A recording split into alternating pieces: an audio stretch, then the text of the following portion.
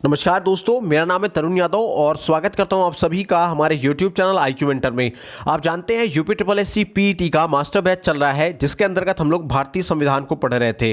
और आज के सेशन में हम लोग भारतीय संविधान में जम्मू कश्मीर पुनर्गठन अधिनियम के बारे में पढ़ेंगे। जितने भी महत्वपूर्ण अनुच्छेद हैं जो आपके प्रतियोगी परीक्षाओं में पूछे जाते हैं उनके बारे में पढ़ने वाले हैं, साथ ही साथ जिला प्रशासन के बारे में पढ़ने वाले हैं। दोस्तों, ये सेशन आप लोग के UP triple S C PET की परीक्षा के लिए बहुत ही ज्यादा रामबाण होने वाला है। चैनल पर अगर आप हमारे पहली बार आए हैं तो हम आपको बता दें कि UP triple S C PET का मास्टर बैच चल रहा है, जिसमें हम डेली 2 क्लासेस देते हैं। पहली क्लासेस दोपहर को 2 बजे होती है, दूसरी क्लासेस शाम को 8 बजे हुआ करती है। यदि आप सीरियस होकर के UP triple S C PET की परीक्षा को निकालना चाहते हैं, एक बेहतरीन अंक हासिल करना चाहते हैं, तो आप हमारे इन दोनों सेशन के साथ जुड़िए। जो डेली 2 वीडियोस दी जाती है, दोनों वीडियो को डेली 2 से 3 बार आप जरूर देखिए। आप इतना कॉन्फिडेंस अपने अंदर मेंटेन कर लेंगे कि 20 अगस्त को जो UP triple S C PET की परीक्षा संपन्न होने जा रही है, उस परीक्षा में बैठते ही आप बेहतरीन अंक हासिल करेंगे। 100 में से 90 या उससे ज्यादा अंक बड़े ही आराम से हासिल करके ले आएंगे। तो चलिए शुरुआत करते हैं आज के सेशन की। बट शुरुआत करने से पहले कहूंगा, वीडियो को एंड तक देखना। वीडियो पसंद आती है तो वीडियो को लाइक जरूर कीजिएगा, शेयर करना बिल्कुल ना भूले, और अगर आप चैनल में हमारे पहली बार आए सब्सक्राइब करके बेल आइकन को जरूर प्रेस कीजिएगा। तो चलिए शुरुआत करते हैं आज के सेशन की, और शुरुआत करेंगे जम्मू कश्मीर पुनर्गठन अधिनियम 2019 से। दोस्तों, भारत सरकार ने 5 अगस्त 2019 को राज्यसभा में एक ऐतिहासिक जम्मू कश्मीर पुनर्गठन अधिनियम 2019 पेश किया, जिसमें जम्मू कश्मीर राज्य से संविधान का अनुच्छेद 370 हटाने की बात कही गई और राज्य का विभाजन जम्मू कश्मीर और लद्दाख के 2 केंद्र शासित क्षेत्रों के रूप में करने का प्रस्ताव किया गया। उसके बाद धारा 370 की अगर हम बात करें तो धारा 370 के प्रावधानों के अनुसार संसद को जम्मू कश्मीर के बारे में रक्षा, विदेश मामले और संचार के विषय में कानून बनाने का अधिकार था। जब तक ये धारा 370 था, अभी तो वर्तमान में धारा 370 हटा दी गई है, ठीक है ना। अब ये धारा 370 नहीं लागू है, लेकिन जब थी तो उसके बारे में थोड़ा सा जान लो कि क्या थी ये धारा 370। तो धारा 370 जो थी, इसके जो प्रावधान थे, इसके प्रावधानों के अनुसार जो सांसद को जम्मू कश्मीर के बारे में जितने भी रक्षा मामले थे, विदेश मामले थे और संचार के विषय में कानून बनाने का अधिकार था। लेकिन किसी अन्य विषय से संबंधित कानून को लागू करवाने के लिए केंद्र सरकार को जम्मू एंड कश्मीर राज्य की सरकार से अनुमोदन चाहिए होता था। लेकिन अब ये जो धारा 370 है, इसको पूरी तरीके से समाप्त कर दिया गया है और 2019 के पूर्व के जम्मू कश्मीर राज्य को 2 अलग संघीय क्षेत्रों में बांट दिया गया। पहला जम्मू कश्मीर में बटा, दूसरा लद्दाख में बटा, ठीक है ना। अब जम्मू एंड कश्मीर अपने आप में एक अलग यूनियन टेरिटरी बन चुकी है और लद्दाख अपने आप में एक अलग यूनियन टेरिटरी बन चुकी है। इसके बाद दोस्तों, धारा 370 के कारण जम्मू कश्मीर राज्य की धारा 356 लागू नहीं हुआ करती थी। और दोस्तों, राष्ट्रपति के पास राज्य के संविधान को बर्खास्त करने का अधिकार भी नहीं था। उसके बाद 1976 का जो शहरी भूमि कानून है, ये जम्मू एंड कश्मीर राज्य में लागू नहीं हुआ करता था जब तक 370 था। और भारत के दूसरे राज्यों के लोग जम्मू एंड कश्मीर में जमीन नहीं खरीद सकते थे। वहीं दोस्तों, भारतीय संविधान की धारा 360 के तहत देश में वित्तीय आपातकाल लगाने का प्रावधान था, लेकिन यह जम्मू एंड कश्मीर पर लागू नहीं होता था। वहीं धारा 370 की वजह से कश्मीर में RTI और कैग जैसे कानून भी लागू नहीं हुआ करते थे। तो इसी को ध्यान में रखते हुए जम्मू एंड कश्मीर पुनर्गठन अधिनियम लाया गया। दोस्तों, अगस्त 2019 में भारतीय विधायिका ने एक कानून बनाकर जम्मू एंड कश्मीर को अनुच्छेद 370 के माध्यम से हटा दिया, ठीक है ना, और हटा करके विशेष राज्य का जो दर्जा था जम्मू एंड कश्मीर का, उसको खत्म कर दिया गया।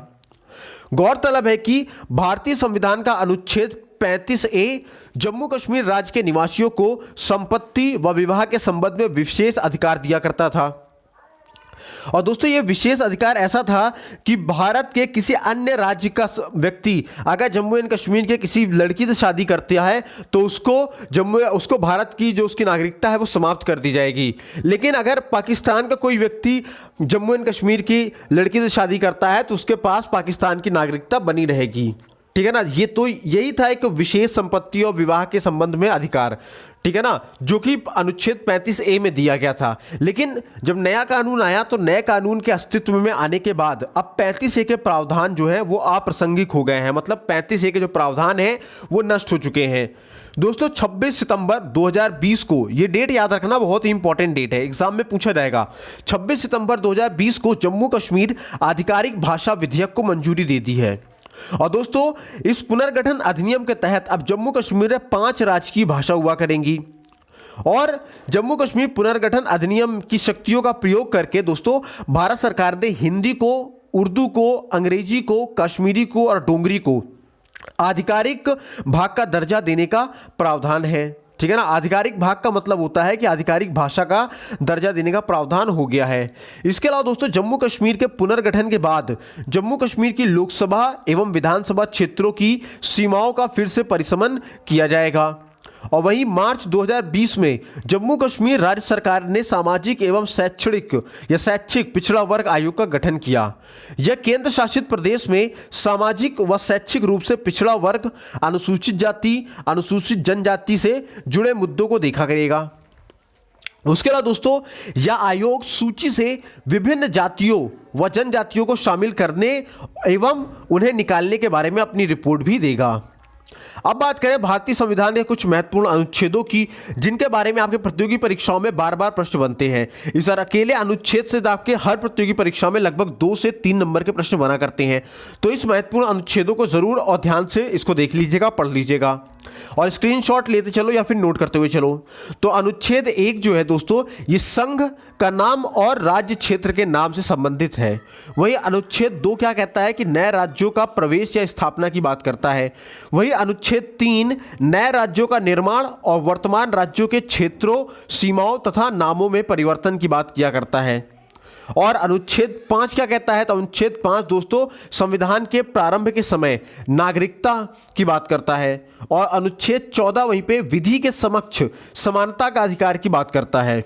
और अनुच्छेद 15 धर्म, मूलवंश, जाति, लिंग या जन्म स्थान के आधार पर भेदभाव का प्रतिबंध करता है। वहीं अनुच्छेद 16 लोक नियोजन के विषयों का अवसर की समानता का प्रावधान करता है।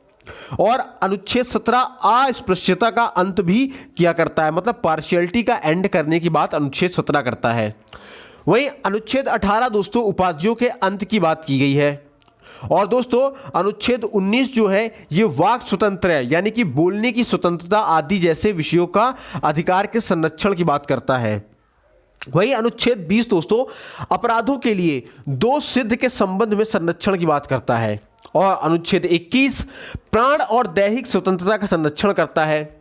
वहीं अभी ये 2002 में अनुच्छेद 21 का जोड़ा गया। और 2002 के अनुच्छेद 21 का के अंतर्गत कहा गया कि 6 से 14 वर्ष तक के सभी बच्चों को निःशुल्क और अनिवार्य शिक्षा का अधिकार दिया जाएगा। वही अनुच्छेद 22 कहता है कि कुछ दशाओं में गिरफ्तारी और निरोध के संरक्षण की बात करता है। अनुच्छेद 23 मानव दुर्व्यवहार और बालात श्रम का प्रतिषेध करता है। वहीं अनुच्छेद 24 कारखानों आदि में बालकों के नियोजन का प्रतिषेध किया करता है। और अनुच्छेद 25 दोस्तों अंतःकरण की और धर्म की अबाध रूप से मानने, आचरण और प्रचार करने की स्वतंत्रता हमें दिया करता है। वहीं अनुच्छेद 29 अल्पसंख्यकों के हितों का संरक्षण करता है। और अनुच्छेद 32 संवैधानिक उपचारों का अधिकार हमें प्रदान करता है। और अनुच्छेद 39 दोस्तों राज्य द्वारा अनुसरणीय कुछ नीति तत्व की बात किया करता है। और अनुच्छेद 39 का की बात करें अगर हम लोग तो समान न्याय तथा निःशुल्क विधिक सहायता की बात करता है। वहीं अनुच्छेद 40 ग्राम पंचायत की स्थापना की बात करता है। और अनुच्छेद 41 कुछ दशाओं में काम, शिक्षा और लोक सहायता पाने का अधिकार की बात करता है। और अनुच्छेद 44 नागरिकों के लिए एक समान सिविल संहिता का प्रावधान की बात करता है। और अनुच्छेद 45 दोस्तों 6 वर्ष से कम आयु के बच्चों की बाल्यावस्था की देखभाल और शिक्षा के लिए प्रावधान की बात करता है। और इसी के तहत ही दोस्तों 3 से 6 वर्ष तक के जो बालक है इनको पढ़ाने के लिए आंगनबाड़ी की व्यवस्था की गई है। वहीं अनुच्छेद 48 का की अगर हम बात करें तो दोस्तों ये पर्यावरण का संरक्षण, संवर्धन और वन्य तथा वन्य जीवों की रक्षा की बात करता है। और अनुच्छेद 50 दोस्तों कार्यपालिका से न्यायपालिका का पृथक्करण करता है, मतलब कार्यपालिका से न्यायपालिका को सेपरेट करने का काम अनुच्छेद 50 करता है। वही अनुच्छेद 51 अंतर्राष्ट्रीय शांति और सुरक्षा की बात करता है और अनुच्छेद 51 का मूल कर्तव्य यानी मौलिक कर्तव्यों की बात करता है। और अनुच्छेद 52 दोस्तों भारत के राष्ट्रपति के विषय के बारे में उल्लेख करता है। वहीं अनुच्छेद 55 दोस्तों राष्ट्रपति के निर्वाचन की पद्धति की बात करता है और अनुच्छेद 57 पुनर्निर्वाचन के लिए पात्रता की बात करता है और अनुच्छेद 58 जो है दोस्तों यह राष्ट्रपति पद की योग्यता की बात करता है। वहीं अनुच्छेद 60 जो है यह राष्ट्रपति के द्वारा शपथ या प्रतिज्ञान की बात करता है और अनुच्छेद 61 राष्ट्रपति पर चलाई गई महाभियोग की प्रक्रिया की बात करता है अनुच्छेद 61 और अनुच्छेद 66 उपराष्ट्रपति के निर्वाचन की बात करता है और अनुच्छेद 70 दोस्तों जितने भी अन्य आकस्मिकताओं में राष्ट्रपति के कृत्यों का निर्वहन की बात करता है, यानी कि जितने भी इमरजेंसी है, इमरजेंसीज में राष्ट्रपति के क्या कार्य हैं इसका उल्लेख या इसका निर्वहन करने का काम अनुच्छेद 70 करता है। अनुच्छेद 72 दोस्तों राष्ट्रपति के द्वारा क्षमादान की शक्ति की बात की जाती है। वहीं अनुच्छेद 74 राष्ट्रपति को सहायता और सलाह देने के लिए मंत्रिपरिषद की बात करता है और अनुच्छेद 76 भारत का महान्यायवादी की बात करता है और अनुच्छेद 79 संसद के गठन का प्रावधान करता है और अनुच्छेद 80 दोस्तों राज्यसभा की संरचना की बात करता है। वहीं अनुच्छेद 81 लोकसभा की बात करता है और अनुच्छेद 83 का भाग 1 जो है वो राज्यसभा एक स्थायी सदन की बात करता है और अनुच्छेद 85 संसद के सत्रावसान और विघटन करने की बात करता है और अनुच्छेद 108 दोस्तों दोनों सदनों की संयुक्त बैठक की बात करता है।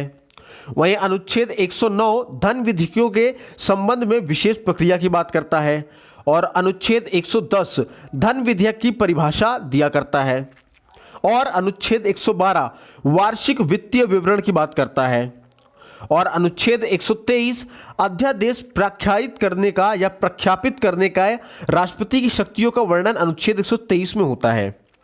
वहीं अनुच्छेद 124 उच्चतम न्यायालय की स्थापना और उच्चतम न्यायालय के गठन की बात करता है और अनुच्छेद 129 उच्चतम न्यायालय का अभिलेख न्यायालय का होना इसकी बात करता है। वहीं अनुच्छेद 137 जो है वो उच्चतम न्यायालय की पुनर्विलोकन की शक्तियों का उल्लेख करता है और अनुच्छेद 48 नियंत्रक एवं महालेखा परीक्षण की बात करता है और दोस्तों अनुच्छेद 155 जो है वो राज्यपाल की नियुक्ति की बात करता है और अनुच्छेद 165 जो है दोस्तों ये राज्य के महाधिवक्ता की बात करता है और दोस्तों अनुच्छेद 213 जो है वो राज्यपाल को अध्यादेश जारी करने की शक्तियां प्रदान करता है और अनुच्छेद 214 राज्यों की शक्ति के लिए उच्च न्यायालय की बात करता है। उसके अलावा अनुच्छेद 215 जो है दोस्तों ये उच्च न्यायालय का अभिलेख न्यायालय होने की बात करता है और वहीं 216 अनुच्छेद कहता है कि उच्च न्यायालयों का गठन कैसे करना है और अनुच्छेद 233 क्या कहता है जिला न्यायाधीशों की नियुक्ति की बात करता है और अनुच्छेद 239 का दिल्ली के संबंध में विशेष उपबंध के बारे में अनुच्छेद 239 का भाग का उल्लेख करता है।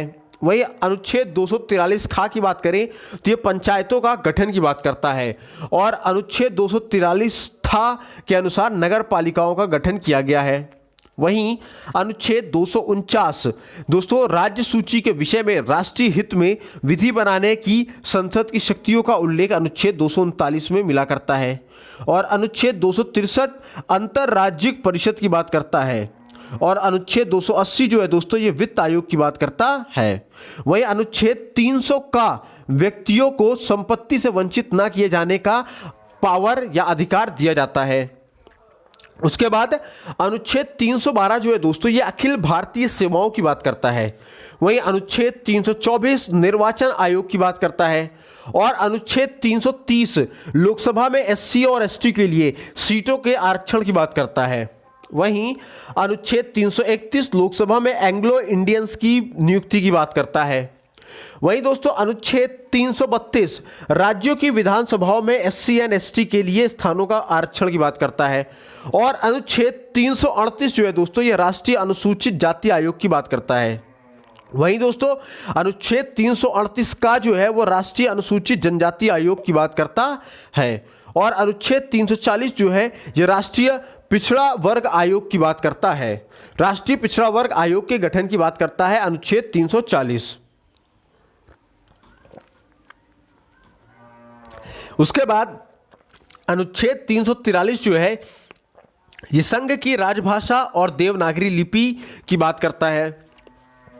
संघ की राजभाषा हिंदी और देवनागरी लिपि की बात करता है। वहीं अनुच्छेद 344 जो है दोस्तों ये राजभाषा आयोग की बात करता है। वहीं अनुच्छेद 352 राष्ट्रीय आपातकाल नेशनल इमरजेंसी की बात करता है। इंपॉर्टेंट है, इसको नोट कर लेना। अनुच्छेद 352 किसका उल्लेख करता है? तो राष्ट्रीय आपातकाल का उल्लेख किया करता है। वहीं अनुच्छेद 356 राज्यों में संवैधानिक तंत्र विफल होने की स्थिति में उपबंध की बात करता है। और अनुच्छेद 360 जो है दोस्तों ये वित्तीय आपातकाल की अधिकार दिया करता है, वित्तीय आपातकाल का। और अनुच्छेद 368 जो है दोस्तों ये संविधान संशोधन और संशोधन की प्रक्रिया का उल्लेख किया करता है अनुच्छेद 368 के अंतर्गत। तो ये थे कुछ महत्वपूर्ण अनुच्छेद जहां से आपके बार बार एग्जाम में क्वेश्चन बना करते हैं। चलिए अब आगे नेक्स्ट टॉपिक की तरफ बढ़ते हैं और नेक्स्ट टॉपिक हम लोग जानेंगे जिला प्रशासन के बारे में। हालांकि जो बच्चे यूपीएससी पीईटी की तैयारी कर रहे हैं या फिर यूपीएससी की किसी भी वैकेंसी को देखने वाले हैं, चाहे वो लेखपाल देखने वाले हो या फिर कोई अन्य वैकेंसीज को देखने वाले हो, उनके लिए जिला प्रशासन बहुत ही इंपॉर्टेंट टॉपिक बन जाता है। तो इसको जो है कायदे से पढ़ना है, कायदे से समझना है और प्रॉपर तरीके से नोट कर लेना। वर्तमान में हमारे देश में लगभग 600 से भी ज़्यादा जिले हैं। और दोस्तों जिला प्रशासन व्यवस्था, जो जिला प्रशासन है ये व्यवस्था की एक अत्यंत महत्वपूर्ण इकाई है। वहीं जिला प्रशासन का मुखिया कलेक्टर या फिर जिलाधीश कहलाता है या फिर डीएम कहलाता है। और दोस्तों वो भारतीय प्रशासनिक सेवा का अधिकारी भी होता है। इसके अलावा कलेक्टर अपने जिले की समस्त तहसीलों व ग्रामों के प्रशासक की देखरेख करता है और वह जिले में चल रहे सभी कार्यों पर नियंत्रण भी करता है। इसके अलावा दोस्तों जिले में गांव व तहसील छोटी इकाइयां हैं और जिले में दोस्तों गांवों के सुव्यवस्थित विकास के लिए विकास खंडों का भी गठन किया गया है। अब बात करें जिले के अधिकारी व कर्मचारियों की बात अगर करें तो दोस्तों वास्तव में प्रशासन की सुविधा के लिए राज्य को जिले में और जिले को तहसीलों में बांटा गया है। दोस्तों जिले में सरकार की नीतियों को लागू करने एवं कानून व्यवस्था हेतु जिला प्रशासन उत्तरदायी हुआ करती है। और दोस्तों कलेक्टर यानी कि डीएम की सहायता के लिए दूसरे अधिकारी व कर्मचारी भी हुआ करते हैं। वहीं दोस्तों भारत के प्रत्येक जिले का एक अपना उपायुक्त भी हुआ करता है। और अंग्रेजी शासन के दौरान सन 1772 में गवर्नर जनरल लॉर्ड वेरिन हास्टिंग के द्वारा बुनियादी रूप से नागरिक प्रशासन की नींव रखी गई थी। दोस्तों जिले में कई सारे विभाग होते हैं, जैसे शिक्षा विभाग होता है, पुलिस विभाग होता है, वन विभाग होता है, कृषि विभाग हुआ करता है। और दोस्तों जिला अधिकारी के समस्त अधिकारियों की सहायता से जिले का शासन चला करता है। अब बात करें दोस्तों जिला प्रशासन का वरीयता क्रम की, अगर हम बात करें कि कौन किसके ऊपर है या कौन किसके नीचे है, तो जान लीजिए कि राजस्व विभाग के अंतर्गत डीएम आते हैं। डीएम के नीचे दोस्तों कौन आता है? एसडीएम आया करता है। एसडीएम के नीचे दोस्तों तहसीलदार आया करते हैं और तहसीलदार के नीचे दोस्तों नायब तहसीलदार आया करते हैं। अब नायब तहसीलदार के नीचे कानून गो आया करता है, ठीक है ना। और कानून गो दो प्रकार के होते हैं, एक होता है सुपरवाइजर कानून गो, दूसरा होता है रजिस्ट्रार कानून गो। और इन्हीं कानून गो के नीचे लेखपाल काम क्या करते हैं, जिनको हम लोग राजस्थानी भाषा में पटवारी भी बोला करते हैं, ठीक है। अब चलिए सब चीज़ें हम लोग जानते हैं ढीले वन बाय वन करके जिला प्रशासन के कार्यों के बारे में। तो दोस्तों जिला प्रशासन के 3 प्रमुख कार्य हैं। पहला काम है कि जिले में शांति व्यवस्था बनाए रखना। दूसरा काम है भूमि व्यवस्था, जैसे भूमि का नाप, खसरा खतौनी का रख रखाव और लगान की वसूली करना, ये जिला प्रशासन का दूसरा कार्य है। अब बात करें जिला प्रशासन के तीसरे कार्यों की, तो दोस्तों नागरिक सुविधा व सभी को विकास के समान अवसर देना भी जिला प्रशासन का मुख्य कार्य हुआ करता है। अब बात करें लगान या फिर भू राजस्व की, तो दोस्तों लगान या भू राजस्व क्या होता है? तो भूमि पर खेती करने वालों से लिया जाने वाला कर, जो भूमि पर खेती करने वालों से लिया जाने वाला जो टैक्स होता है उसको हम लोग लगान या भू राजस्व बोला करते हैं, और इसको हम लोग मालगुजारी भी बोला करते हैं। अब बात करें खतौनी की, तो दोस्तों खेतों की संख्या और रकने का मतलब क्षेत्रफल का विवरण से संबंधित जो डॉक्यूमेंट होता है उसको हम लोग खतौनी बोला करते हैं। अब बात करें दोस्तों भूमि व्यवस्था व लगान की वसूली की, तो दोस्तों जिला प्रशासन का दूसरा प्रमुख कार्य भूमि संबंधी कार्यों की देखभाल करना और टैक्स वसूलना है।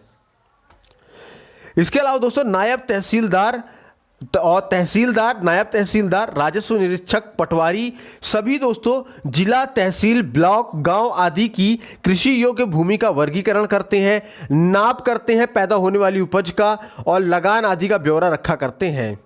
दोस्तों एक जो लेखपाल होता है या जो पटवारी होता है ये 3 से 4 गांवों का ब्यौरा रखता है। और दोस्तों प्रशासन अकाल, महामारी तथा बाढ़ आदि के समय नागरिकों की सहायता भी किया करता है। अब बात करें किसकी, ग्राम विकास अधिकारी की, यानी वीडियो की बात करें तो दोस्तों ग्राम विकास अधिकारी एक अराजपत्रित सरकारी कर्मचारी होता है जो ग्राम प्रधान का सचिव हुआ करता है। दोस्तों इसके पूर्व में इसे पंचायत सेवक भी कहा जाता था। और दोस्तों ग्राम पंचायत अधिकारी और ग्राम विकास अधिकारी एक पद के 2 नाम हुआ करते हैं। ग्राम पंचायत अधिकारी दोस्तों पंचायती राज विभाग का कर्मचारी होता है, वहीं ग्राम विकास अधिकारी दोस्तों ग्रामीण विकास मंत्रालय का अधिकारी होता है। अब बात करें किसकी, पटवारी की या लेखपाल की बात करें, दोस्तों पटवारी या लेखपाल जो होता है ये राजस्व विभाग में ग्राम लेवल का कर्मचारी होता है, और इसे दोस्तों पटवारी को या लेखपाल को अलग अलग जगहों पे अलग अलग नामों से जाना जाता है। जैसे कहीं पे लेखपाल को कारनामा ही बोलते हैं, कारनामा अधिकारी, या फिर कहीं पे हम लोग शान भोगारू अधिकारी भी बोला करते हैं, और उत्तर प्रदेश में हम लोग पटवारी को लेखपाल के नाम से जानते हैं, और राजस्थान में लेखपाल को हम लोग पटवारी के नाम से जाना करते हैं। अब बात करें किसकी, पुलिस की, तो दोस्तों पुलिस का कार्य कानून व्यवस्था की स्थापना करना होता है, और पुलिस लोगों के जान माल व अधिकारों की रक्षा करती है। और हर जिले में लगभग 5 से 6 सर्कल हुआ करते हैं पुलिस के, और प्रत्येक सर्कल का एक प्रमुख डेप्यूटी सुपरिटेंडेंट हुआ करता है जिसमें 10 थाने हुआ करते हैं जिसके अंडर में, और एक पुलिस इंस्पेक्टर थाने का प्रमुख हुआ करता है, और पुलिस इंस्पेक्टर के अधीन सब इंस्पेक्टर यानी एसआई, सिपाही और चौकीदार हुआ करते हैं। और दोस्तों प्रत्येक जिले में एक जेल भी होती है जिसका प्रमुख जेलर होता है, और एक डेप्यूटी जेलर भी हुआ करता है। अब बात करें जिला न्यायाधीश के बारे में, तो दोस्तों जिला न्यायाधीशों का क्या कार्य होता है, तो इनका कार्य होता है विवादों पर फैसला सुनाना और न्याय करना, जिला न्यायाधीश के कार्य हुआ करते हैं। अब बात करें बेसिक शिक्षा अधिकारी की, तो दोस्तों जिले के प्राथमिक व उच्च प्राथमिक विद्यालयों की व्यवस्था देखा करते हैं कौन, बेसिक शिक्षा अधिकारी। अब जिला विद्यालय निरीक्षक की बात करें तो जिला विद्यालय निरीक्षक जो होता है दोस्तों ये जिले के माध्यमिक विद्यालयों की व्यवस्था देखा करता है। वहीं मुख्य विकास अधिकारी जो होता है ये जिले में विकास की योजना बनाना और उसकी देखरेख करने का काम किया करता है।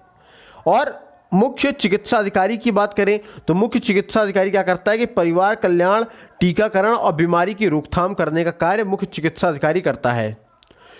बात करें दोस्तों नागरिक सुविधाएं एवं विकास की, तो दोस्तों नागरिक सुविधाओं और विकास के अंतर्गत जिला प्रशासन दवाखानों का प्रबंध करता है। वहीं सरकारी इमारतों का निर्माण व देखरेख की जिम्मेदारी भी लोक निर्माण विभाग की हुआ करती है। और दोस्तों कलेक्टर पंचायती राज तथा अन्य संस्थाओं का प्रबंध व नियंत्रण भी करता है। इसके अलावा दीवानी न्यायालयों का सीधा संबंध जायदाद रुपयों के लेन देन से हुआ करता है। इसके अलावा दोस्तों जो फौजदारी होता है ये फौजदारी न्यायालय का संबंध चोरी, मारपीट और हत्या से हुआ करता है। और दोस्तों ये जो जिला जज हुआ करता है ये दोनों न्यायालयों का निरीक्षण करता है। वहीं दीवानी न्यायालय में सिविल जज तो फौजदारी में सेशन जज का न्यायालय सबसे बड़ा हुआ करता है। दीवानी न्यायालय में सिविल जज का न्यायालय और फौजदारी में सेशन जज का न्यायालय सबसे बड़ा हुआ करता है। दोस्तों सेशन जज की अदालत के नीचे प्रथम, द्वितीय और तृतीय श्रेणी के मजिस्ट्रेट हुआ करते हैं, और प्रथम श्रेणी का मजिस्ट्रेट 2 वर्षों की सजा तथा 500 रुपये का जुर्माना कर सकता है। वहीं दोस्तों द्वितीय श्रेणी का मजिस्ट्रेट 6 माह की सजा और 200 रुपये का जुर्माना कर सकता है, और तृतीय श्रेणी का जो मजिस्ट्रेट होता है यह 1 माह की सजा और 50 रुपये का जुर्माना कर सकता है। वहीं छोटे मुकदमे न्याय पंचायत के माध्यम से सुलझाए जाते हैं। और इस प्रकार जिला प्रशासन व क्षेत्रीय इकाई है जहां राज्य शासन के सभी कार्यों को क्षेत्रीय रूप से एकीकृत किया जाता है। और दोस्तों यहाँ राज्य की नीतियों का वास्तविक क्रियान्वयन भी हुआ करता है। तो मतलब ये स्पष्ट है कि जिला प्रशासन की वर्तमान संकल्पना में कानून व्यवस्था से संबंधित अधिकारियों के साथ विकास प्रशासन से संबंधित सभी अधिकारी शामिल हुआ करते हैं। तो यहाँ पे दोस्तों यूपी ट्रिपल एससी पीईटी के सिलेबस में जितना भी पॉलिटी का सिलेबस था वो आज खत्म करा दिया गया है। अब कल से हम लोग करंट अफेयर के सेशंस को लेकर के चलने वाले हैं, ठीक है ना। तो करंट अफेयर के सेशन के साथ भी जरूर जुड़िएगा, बहुत ही ऑथेंटिक होगा, क्योंकि पीईटी की परीक्षा में 10 नंबर का अकेले करंट अफेयर आने वाला है। और जो करंट अफेयर मैं कराऊंगा उसमें से 10 में से 7 से 8 नंबर के क्वेश्चन अकेले फंसा दूंगा मैं अपने ही सेशन से। तो उम्मीद करता हूं सेशन पसंद आया होगा। पसंद आया हो तो वीडियो को लाइक जरूर करना, शेयर करना बिल्कुल ना भूले। चैनल में पहली बार आए हैं सब्सक्राइब करके बेल आइकन को प्रेस कीजिएगा ताकि हमारे हर वीडियो की लेटेस्ट अपडेट सबसे पहले आपको मिले। और साथ ही साथ वीडियो कैसी लगी कमेंट सेक्शन में लिखना बिल्कुल भी ना भूले। और अगर आप इन वीडियोस की पीडीएफ पाना चाहते हैं तो नीचे दिए गए टेलीग्राम चैनल को ज्वाइन कर ले। यहाँ हमारे टेलीग्राम चैनल पे आप लोगों को सब कुछ प्रोवाइड करवा दिया जाता है फ्री ऑफ कॉस्ट में। हमारे वीडियोस के link, coaching material, test material, study material, बहुत सारी चीज़ें दी जाती हैं, ठीक है ना। इसके अलावा आप हमारे व्हाट्सएप ग्रुप को भी ज्वाइन कर सकते हैं, कैपिटल लेटर में JOIN ज्वाइन लिख करके। और आप हमारे इंस्टाग्राम पेज को भी फॉलो करिए, साथ ही साथ फेसबुक पेज को भी फॉलो करिए। और हर जगह पे आपको कुछ ना कुछ नया और बेहतरीन जानने सीखने को मिलेगा। तो चलिए तब तक ना ख्याल रखिए, स्वस्थ रहिए, मस्त रहिए। जय हिंद दोस्तों।